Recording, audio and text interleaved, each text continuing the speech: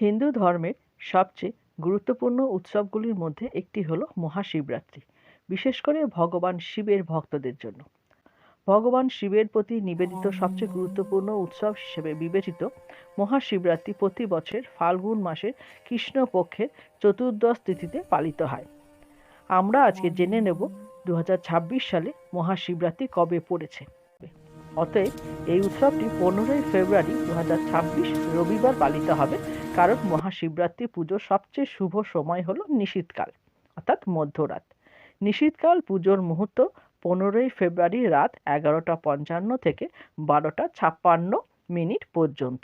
16ই ফেব্রুয়ারি 2026 তারিখে সকাল 6:42 থেকে বিকেল 3:10 মধ্যে পারণ অর্থাৎ উপবাসের যে সমাপ্তি হয় সেটি করা যেতে পারে। এবার আমরা জেনে নিই যারা মহাশিবরাত্রিতে 4টি প্রহরে পুজো করেন তাদের কোন সময় করলে ভালো, বা মহাশিবরাত্রির 4টি প্রহরের পুজোর সময়।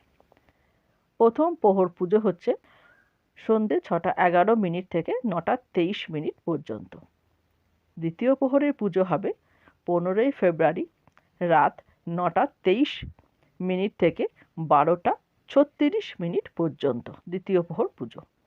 তৃতীয় প্রহরের পুজো অনুষ্ঠিত হবে 16ই ফেব্রুয়ারি 2026 রাত 12:36 থেকে 3:47 পর্যন্ত, অর্থাৎ মধ্যরাত থেকে ভোর রাত অবধি।